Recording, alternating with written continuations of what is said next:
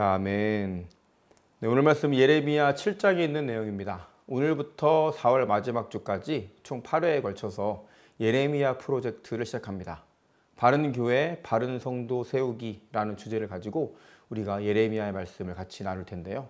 8주라는 긴 여정 동안 하나님이 정말 원하시는 교회, 또 하나님이 진정으로 원하시는 성도가 어떤 건지를 또 깨닫고 다짐하게 되고 결단할 수 있는 그런 기간이 될 수 있기를 주님의 이름으로 소망합니다. 오늘은 그 첫 번째 시간으로 예레미야 프로젝트 첫 번째 시간으로 예레미야의 성전 설교를 같이 이야기해 보도록 하겠습니다. 예레미야 7장 1절부터 15절의 말씀인데요. 이 부분은 예레미야의 성전 설교로 아주 유명한 단락이죠. 이 사건은 예레미야 26장에도 기록되어 있습니다. 예레미야 7장이 예레미야의 성전 설교 내용을 다루고 있다면 예레미야 26장에 있는 내용은 성전 설교를 들은 유다 백성의 반응을 기록하고 있죠. 예레미야 26장 1절에 보면요. 이 내용이 여호야김의 즉위 초, 그러니까 기원전 608년에 행해졌다는 사실을 알 수가 있습니다. 예레미야는 기원전 627년 혹은 626년에 소명을 받고 예루살렘의 사역을 시작하는데요. 1장부터 6장에 있는 내용이 그의 선포 사역 초기를 이야기하고요. 7장의 성전 설교는 그러니까 두 번째 예레미야의 사역에 해당하는 부분이죠. 예레미야의 활동에는요, 눈에 띌 만한 하나의 특징이 있는데 바로 622년, 기원전 622년부터 608년까지의 공백기가 바로 그것입니다. 요시야 왕의 종교개혁이 622년에 일어났잖아요. 그러니까 622년 종교개혁이 시작한 해부터 이 예레미야가 침묵하기 시작하고 여호야김이 즉위한 608년에 이 사건을 계기로 예레미야가 다시 활동을 시작한 그런 특징이 있죠. 그러니까 이 14년간의 침묵기를 깨고 처음으로 행한 설교가 바로 오늘의 본문입니다. 하지만 안타깝게도 이 본문에 있는 내용이 성전 설교를 들은 이스라엘 백성들은 예레미야를 죽이겠다고 위협하고 또 엄청난 박해를 했던 것을 우리가 기억하고 있습니다. 예레미야는 예루살렘 성전 문 앞에 서서 예배하러 들어오는 유다 백성들에게 말씀을 선포해라 라는 하나님의 명령을 받게 되죠. 오늘 본문 1절부터 2절을 같이 한번 읽어볼까요?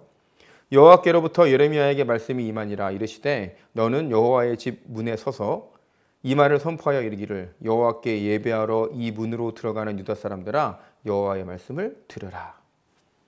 여호와의 집 문 앞에 서서 하나님의 말씀을 전하게 되죠. 이곳은 사람들이 많이 왕래하는 곳이기 때문에 아마 좋은 장소였을 것입니다. 성전에 많은 사람이 모여 있었던 걸로 봐서 또 이 시기가 이스라엘의 큰 명절이었다는 것을 또 유추할 수 있고, 그래서 전국에 있는 많은 사람들이 이곳으로 몰려들었겠죠.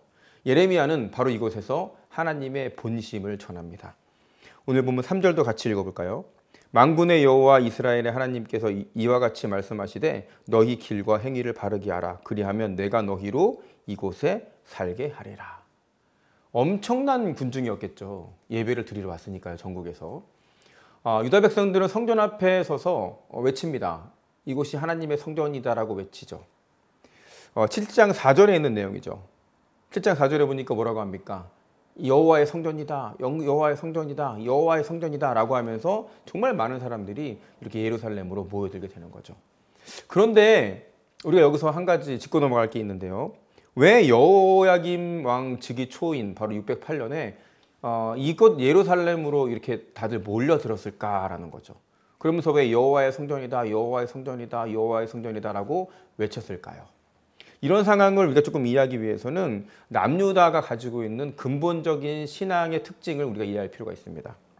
남유다에게는 두 가지의 큰 신앙적인 기둥, 버팀목이 되는 큰 신념이 있는데 바로 첫 번째는 다윗 왕조 신앙이에요. 다윗 왕조 신앙. 이 다윗 왕조의 신앙이 뭐냐면 다윗 계통의 왕조, 또 다윗 계통의 나라는 결코 멸망하지 않는다라는 것이 다윗 왕조의 그런 신앙이죠. 그리고 두 번째 신앙은 바로 시온 신앙이에요. 시온 신앙. 이것은 뭐냐면 시온은 하나님이 택하시고 하나님이 거주하시는 장소이기 때문에 이방 나라가 공격해도 절대로 무너지지 않는다. 그러니까 시온 신앙은 시온의 어떤 불가침 영역성을 이야기하고 있는 그런 신앙이죠.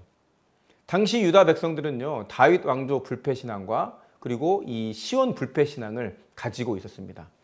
그런데 우리가 알지만 기원전 609년에 엄청난 일이 일어나죠. 뭐냐면 요시야 왕이 뜻밖에도 전사하게 됩니다. 이 요시야 왕이 전사하게 되니까 이 유다 백성이 가지고 있었던 큰 두 개의 신앙 중에서 하나, 그죠? 다윗 왕조 신앙이 더 이상 구실을 못하게 되죠. 그러자 유다 백성의 기대를 받고 있었던 요시야 왕이 죽게 되니까, 그렇죠? 이런 큰 기둥이 하나 없어지게 된 거예요. 유다는 얘기하지 못했던 엄청난 어떤 국가적인 비운을 맞게 되죠. 요시야 왕이 너무나 허망하게 죽게 되니까요. 그리고 요시야를 죽인 이집트 왕은 유다 백성이 스스로 여호아스라는 왕을 용립했는데 이 여호아스를 폐위하고 여호야김을 꼭두가시처럼 이렇게 왕으로 내세우게 됐거든요. 그러니까 여호야김이 즉위할 당시 유다는 유다 백성들에게 있어서 암흑기였다, 어둡고 불안한 시기였다, 이렇게 기억하면 좋을 것 같습니다. 따라서 유다 백성들은요, 다윗 왕조 신앙을 이제 의심하기 시작한 거예요. 그리고 이제 마지막으로는 한 가지 남은 게 아까 뭐라고 했습니까? 그렇죠, 바로 시온 신앙. 시온 신앙이 유다 백성들에게 마지막 남은 그런 신앙이었고, 그래서 바로 이 신앙의 본체, 실체인 예루살렘 성전으로 이렇게 몰려들고 있는 겁니다. 당시 예루살렘 성전은요, 유다의 유일한 성소로 어떤 것도 바꿀 수 없고 비교할 수 없는 절대적인 위치를 차지하고 있었습니다. 우리는 지난 많은 설교에서 기억했던 것처럼 요시야 왕이 종교 개혁을 일으킨 것을 기억하고 있습니다. 그러면서 뭐를 했다고 그랬죠? 네, 그렇죠. 예배 성소를 단일화해서 지방에 있는 많은 성소들을 폐쇄하고 없앴다고 했습니다. 그러니까 예루살렘만이 이제는 단일한 성전으로 유일하게 남아 있었던 것이죠. 이제 유다 백성은요, 하나님을 만날 수 있는 그런 제의, 예배의 장소로 예루살렘밖에 남아 있지 않게 된 겁니다. 유다 백성의 어떤 야훼 성전에 들어오면서 이렇게 외쳤던 이런 것은 바로 이 장면들은 이런 배경에서 출발하게 된 것이죠. 하나님이 예루살렘 성전에 계시기 때문에 이 성전은 안전하고 평화롭고 그리고 번영을 보장해 줄 것이다 라는 그런 기본적인 신앙의 그런 백그라운드가 있었기 때문에 오늘 유다 백성들은 하나님을 외치면서 바로 이곳 예루살렘 성전으로 들어오고 있는 겁니다. 그런데 이런 장면을 보면서 오늘 말씀 4절에 보니까 예레미야는 그들에게 거짓말쟁이라고 얘기를 합니다. 우리 4절을 같이 읽어볼까요? 너희는 이것이 여호와의 성전이라 여호와의 성전이라 여호와의 성전이라 하는 거짓말을 믿지 말라. 성전이라고 모두 하나님이 계실까? 여러분 혹시 그런 생각 해보셨나요? 모든 성전에는 하나님이 계시다. 예전에가 아니죠. 많은 영화나 드라마 같은 걸 보면 비교할 것은 아니지만 이 부분을 기억할 때 좀 기억나는 게 왜 무당이나 이런 사람들이 접신한다고 하잖아요. 접신한다고 막 이렇게 굿이라고 하나요? 그걸 막 할 때 얘기하잖아요. 옷이 없어서 이렇게 말을 하면 100% 그 신이 오지 않거든요. 올 때도 있지만 안 올 때도 있어요. 그래서 오게 되면 어떤 굿에 대한 것이 이제 이루어지고 진행되지만 오지 않으면 그 굿이 파하거나 이렇게 무효가 되거나 이런 것들을 보게 되는 거죠. 하물며 비교가 그랬습니다만은 하물며 그런 잡신도 정말 자기의 의지대로 임할 때가 있고 임하지 않을 때가 있는데 사실 생각해 보면 성전이라고 해서 요즘 말로 치면 교회라고 해서 세워놓는다고 해서 정말 모든 곳에 하나님이 있을까? 저는 이런 생각을 가끔 해보거든요. 성전이라고 해서 하나님이 거하시는 것은 아닐 수도 있다라는 걸 우리가 좀 기억할 필요가 있어요. 건물의 어떤 외관적인 모습이 아니라 하나님이 계시냐 안 계시냐가 사실 성전이냐 아니냐를 판가름하는 것이잖아요. 그런데 중요한 건 모든 성전에 하나님이 계시지 않는다라는 것을 예레미야의 이야기를 통해서 조금 유추해 볼 수가 있죠. 하나님이 임재하시는 것, 하나님이 거하시는 성전, 교회 맞죠? 하지만 모든 교회에 하나님이 임재하실 의무는 없다라는 것을 우리가 기억해야 합니다. 하나님을 위해서 지어진 성전, 하나님을 위해 지어진 교회, 하나님을 모시겠다는 이 예배당, 이 건물이 하나님이 당연히 임재해야 할 의무가 있는 곳은 아니라는 것입니다. 하나님의 임재는요, 전적으로 하나님의 주권적인 자유에 있는 겁니다. 하나님이 지금까지 성전에 계셨던 것은 순전히 하나님의 은혜 때문이었던 것입니다. 하나님은 언제나 성전을 떠나실 수도 있다는 것을 우리가 반대로 기억할 필요가 있겠죠. 언제든지 하나님은 성전에서 떠나실 수도 있고요.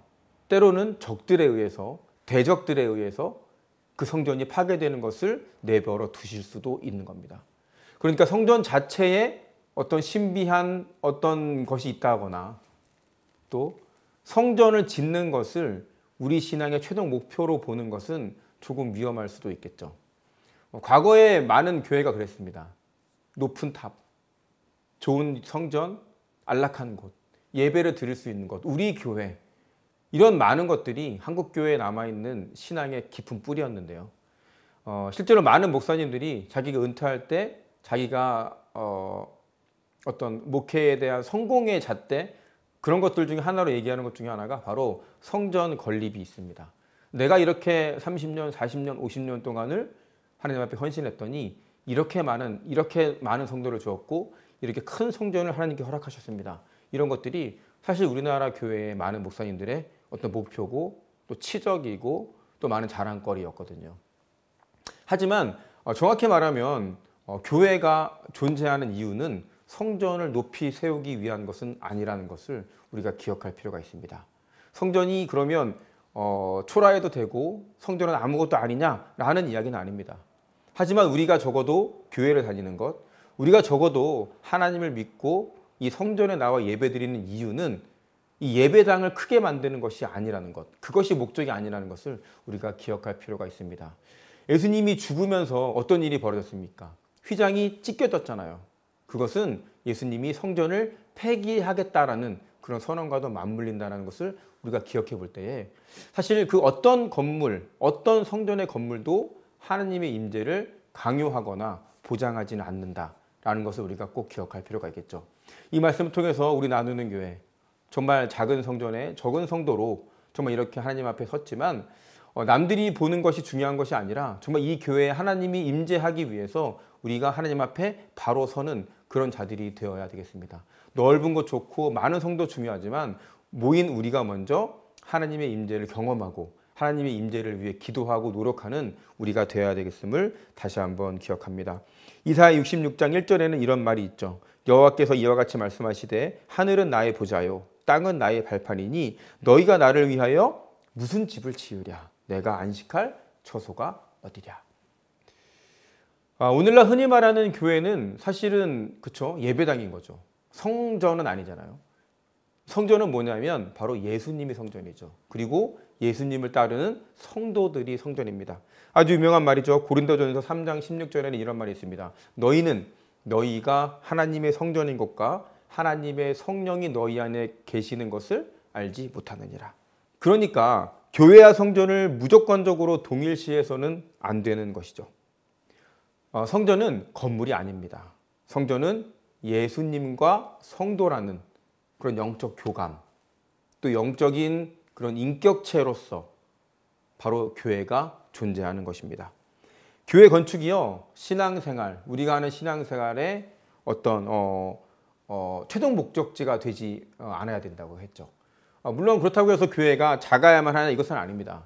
우리가 신앙생활을 효율적으로 하고 또 공동체 생활을 효율적으로 하고 교회가 사회에서 효율적으로 활동하기 위해서는 일정한 건물, 일정한 장소, 일정한 크기가 필요한 것이겠죠. 하지만 이것이 건축하는 것, 교회의 외곽이 커지는 것이 교회의 최종 목적이 되지는 말아야 한다는 것을 이야기하는 것입니다. 그렇다면 어떻게 해야 진정한 성전이 되는지, 또 어떻게 해야 진정한 성도가 되는지를 하나님께서는 예레미야에게 말씀하셨겠죠. 하나님께서 계속해서 성전에 거하시고 또 그들이 예루살렘이 영원히 무궁하게 정말 이렇게 살기 위해서는 중요한 조건이 있는 거예요. 바로 오늘 7장 3절에 보면 이런 말이 있습니다. 제가 읽어볼게요. 만군의 여호와 이스라엘 하나님께서 이와 같이 말씀하시되 너희 길과 행위를 바르게 해라. 그리하면 내가 너희로 이곳에 살게 하리라. 하나님이 임재하시는 성전의 조건이 뭡니까? 그것은 길과 행위를 바르게 하는 것이죠. 그들이 이곳에서 계속, 이곳은 어디입니까? 약속의 땅이죠. 하나님이 초대하신 약속의 땅에서 계속해서 살 수 있는가? 이 문제는 그들이 이곳 약속의 땅에서 바르게 사느냐에 달려있는 것입니다. 예레미야는요, 그들에게 아주 구체적으로 다시 한번 권고하죠. 5절부터 6절을 같이 읽어봅시다.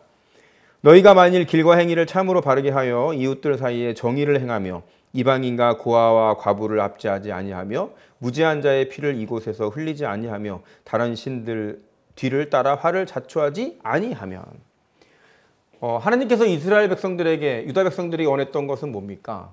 그렇죠? 길과 행위를 바르게 해라. 이웃들 사이에 정의를 행해라. 이방인과 고아와 과부를 압제하지 말아라. 무죄한 자의 피를 흘리지 말아라. 다른 신들을 쫓지 말아라. 여러분, 이러한 삶, 이러한 행위를 따르지 않는 삶에 우리 생명의 미래가 달려 있습니다. 7장 7절에 이런 말이 있습니다. 내가 너희를 이곳에 살게 하리니 곧 너희 조상에게 영원 무궁토록 준 땅에 서라. 여기에 보면요, 건물인 성전을 진정한 하나님이 계신 성전으로 만들 수 있는 조건이 제시됐습니다. 이거는요, 교회 자체에도 문제가 있지만, 교회에도 중요한 것이 있지만, 교회에 오는 사람들에게 더 중요한 것이 있죠. 교회에 오기 전에 그들이 어떤 삶을 살았는지, 자신의 일상을 되돌아보는 것, 자신의 삶을 되짚어보고 바로 잡는 것, 그것이 바로 하나님이 인정하는 교회가 되는 것입니다. 교회에 와서 열심히 예배 드려요. 또 열심히 기도합니다. 소리 높여 찬양합니다. 눈물 흘립니다. 하나님께 회개합니다. 이런 것도 물론 중요하지만 이보다 앞서 교회 이전의 삶이 하나님이 보시기에는 더 중요한 성전의 시작이다라는 것을 우리가 다시 한번 깨닫게 됩니다. 자신의 길과 행위를 바로 잡아야 합니다. 일상에서 도덕적으로 삶을 살아야 합니다. 일상에서 정의로운 삶을 살아야 합니다. 일상에서 약자를 돌보는 삶을 살아야 합니다. 여러분, 일상에서 하나님이 주되심을 인정하고 하나님의 방식대로 사는 자들만이 성전에 들어올 자격이 있고, 그런 자들이 모인 성전이 하나님이 인정하시고 임재하시는 곳이라는 것을 예레미야의 이야기를 통해서 우리가 한번 깨닫게 됩니다. 여러분, 예배 드리는 예배의 의전, 성스러운 장소, 성전 물론 중요하고 이곳에서 하나님을 예배하는 예배가 끊어지지 않고 계속되어야 하겠지만, 이곳에 모인 우리가 도둑들과 같은 모습으로, 이곳에 오는 우리가 하나님은 배제하는 삶을 살았다면 하나님은 이곳에 임재하지 않으신다. 하나님은 이곳이 없어지는 것도 허용하신다라는 놀라운 그런 것을 우리가 꼭 기억하면서 정말 우리가 어떤 교회로, 어떤 교인으로 정말 이 세상에 살아가는지를 다시 한번 깨닫게 되는 것이죠. 공의, 그리고 정의가 심각하게 결핍되어 있는 사회, 그런 교회, 그런 개인, 그런 가정, 그들이 드리는 예배, 그것은 신성한 예배라기보단 오히려 하나님을 모독하는 행위에 가깝습니다.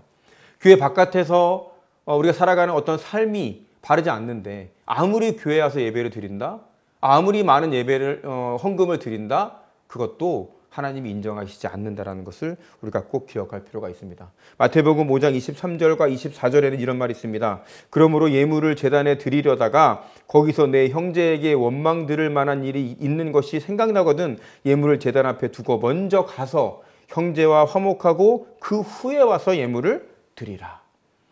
여러분, 우리의 죄를 씻기 위해서 예배가 필요하고 우리의 죄를 씻기 위해서 예물이 필요하지만, 그것을 가지고 하나님과 거래하고 그것을 가지고 내가 마음 편하게 되는 하나의 도구로 전락해버린다면 우리의 예배는 변질된 것이고, 우리의 예배는 하나님이 인정하지 않으신 것이고, 그런 우리의 교회는 하나님이 없는 곳이다 라는 것을 이 말씀을 통해서 다시 한번 깨닫게 됩니다. 하나님의 다스림, 하나님의 통치적인 그런 세상은 종교적인 행사, 종교적인 행위, 이것을 넘어서서 사회적인 것까지도 포함하는 하나님의 백성의 삶 자체라는 것을 우리가 다시 한번 깨닫게 됩니다.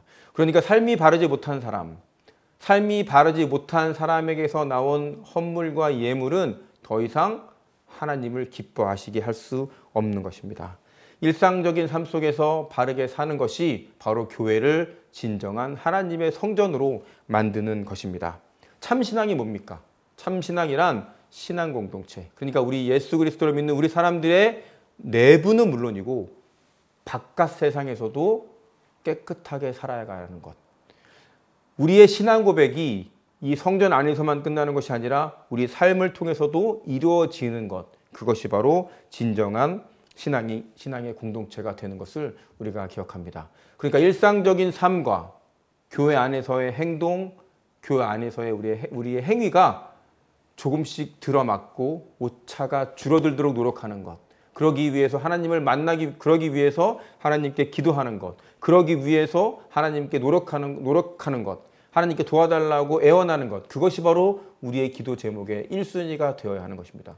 내가 잘 먹고 잘 사는 것. 나의 가정이 잘 풀리는 것. 나의 문제가 잘 해결되는 것. 나의 사업이 번창하는 것. 내가 승진하는 것. 내 자식이 좋은 대학에 가는 것. 그런 것들이 나의 기도, 우리의 기도의 제목이 되는 것이 아니라 1순위가 되는 것이 아니라 내가 하나님의 말씀대로 살기 위해서 노력하게 도와주시옵소서. 내가 하나님의 말씀을 지키기 위해서 이 세상 속에서 이 말씀을 잊지 않게 하여 주시옵소서. 내가 고아와 과부와 어려운 사람들에게 등 돌리지 말게 하옵소서. 내가 정의를 지키기 위해서 도덕적인 삶을 살기 위해서 노력하게 하여 주시옵소서라는 제목들이 우리의 삶 속에서 먼저 일어나는 우리 나누는 교회 성도가 되시기를 주님의 이름으로 소망합니다. 베드로전서 3장 17절에는 이런 말이 있습니다. 선을 행함으로 고난받은 것이 하나님의 뜻일진데 악을 행함으로 고난받는 것보다 낫다. 네, 예레미야는 성전으로 들려오는 무수한 이 군중들, 이런 백성들을 향해서 맞서게 되죠. 7장 8절부터 9절도 같이 한번 읽어보겠습니다.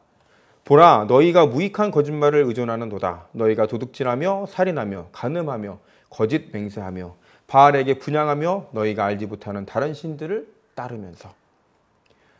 유다 백성들은요, 하나님의 계명을 가볍게 보고 온갖 죄악을 다 저질렀습니다.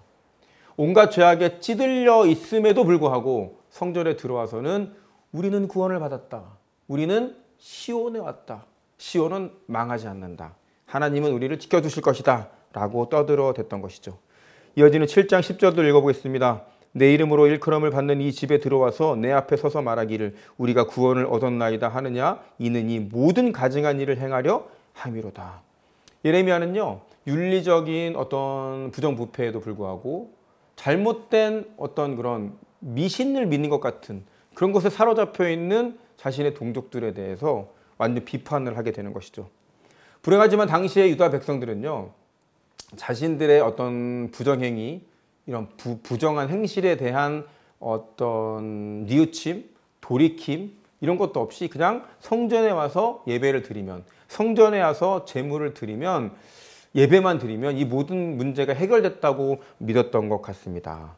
예루살렘 성전을 야외 하나님이 계시는 그런 전이다라고 얘기한 걸 보면 우리가 유추할 수 있죠. 하지만 예레미야는 그들이 믿는 이 성전을 뭐라고 표현했냐면 이 집, 이 건물이라고 표현했다는 것을 보면 하나님이 바라보시는 시온 성전의 상태, 그리고 유다 백성들이 바라보는 시온 성전의 상태가 어떤지를 분명하게 이해할 수 있습니다. 7장 11절도 같이 읽어볼까요? 내 이름으로 일컬음을 받는 이 집이 너희 눈에는 도둑의 소굴로 보이느냐?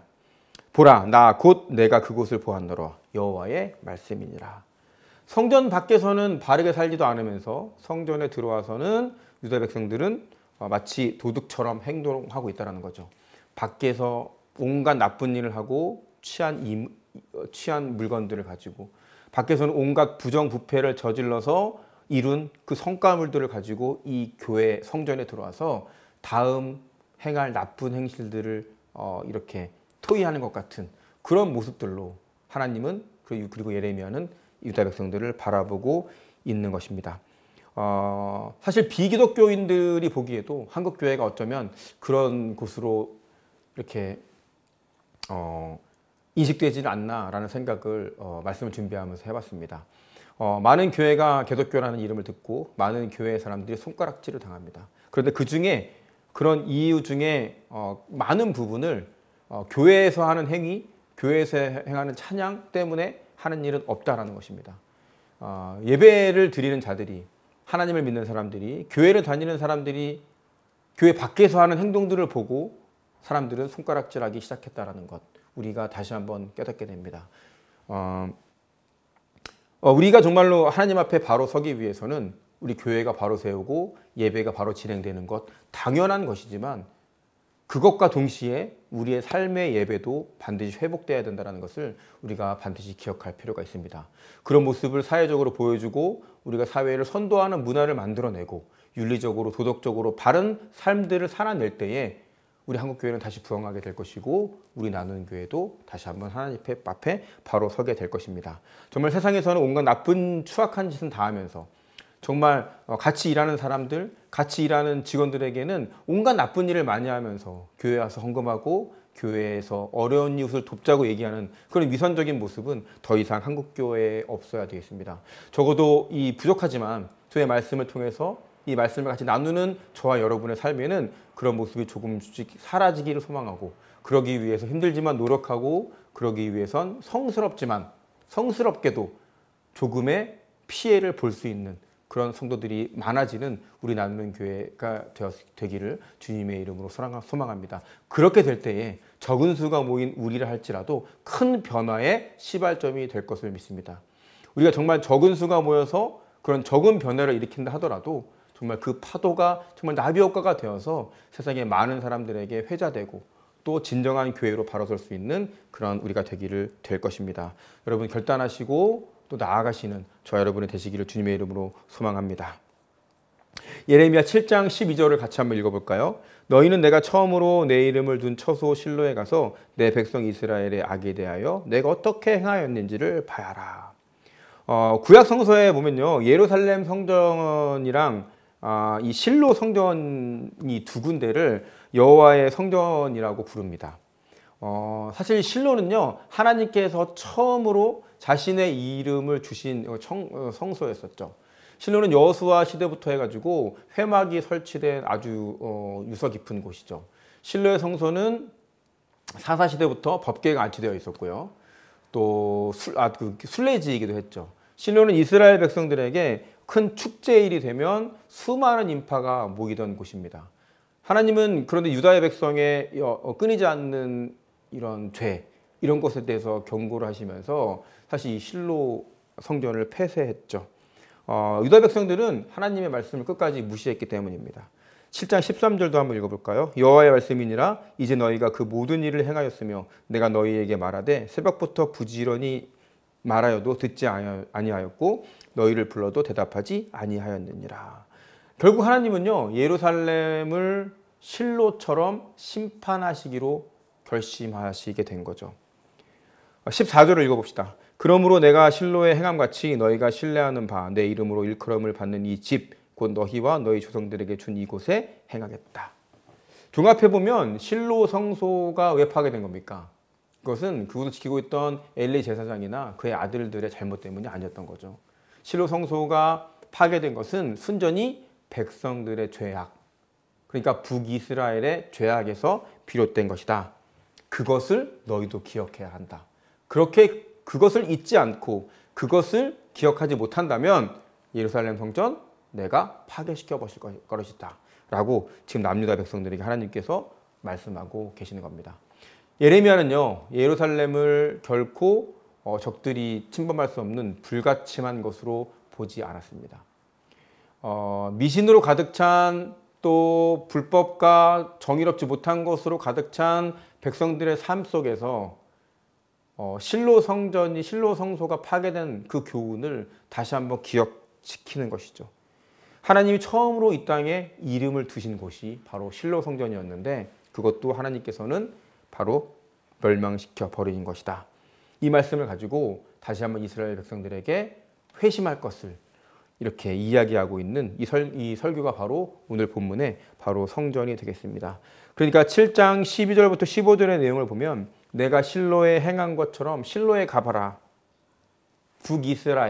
북이스라엘이 멸망하고 몰락한 교훈을 너희가 잊었느냐라는 것으로 이 설교가 진행되고 끝을 내게 됩니다. 여러분, 오늘은 예레미야 프로젝트 1편으로 예레미야의 성전 설교를 같이 나누면서 시작하게 되었습니다. 여러분은 이 성전 설교를 들으면서 또 저의 설명을 들으면서 어떤 마음을 가지셨습니까? 또 그리고 어떤 결단을 하셨습니까? 우리가 다니는 교회, 우리가 모시는 하나님이 정말로 이곳에도 와 계실까? 우리가 예배를 드리고 우리가 찬양하는 제목이 하나님이 맞는데 정말 이것이 하나님께 전달이 되는 것인가? 우리의 예배는 성공했는가? 나의 예배는 하나님이 기뻐하시나? 이 모든 것의 기준은 예배의 크기도, 모인 사람의 수도, 찬양의 퀄리티도, 이 말씀의 수준의 퀄리티도 아니라는 것을 우리가 다시 한번 깨닫게 됩니다. 하나님이 임재하시는 교회, 하나님이 인정하시는 교회는 그곳에 오는 사람들의 일상적인 삶이 우선이다라는 것을 우리가 꼭 기억하게 됩니다. 매번 설교할 때마다 이런 설교를 하게 되면 사실 무뎌질 수도 있습니다. 목사님은 매일 똑같은 설교를 한다. 목사님이 하는 설교는 너무나 뻔하다. 하지만 중요한 것은 반복해서 하나님께서 우리에게 이 말씀을 주실 때는 이유가 있다고 생각합니다. 우리 나눔교회 성도 여러분, 여러분의 삶에 하나님의 진정으로 계시고 하나님의 말씀대로 살아가시는지를 다시 한번 되짚어보는 일주일이 되시기를 주님의 이름으로 소망합니다. 우리의 삶에 많은 이적과 기적들, 또 많은 성과들이 일어날 텐데 그것이 정말 하나님이 주신 목적대로 잘 사용되고 있는지 다시 한번 되돌아보는 일주일이 되시기를 주님의 이름으로 소망합니다.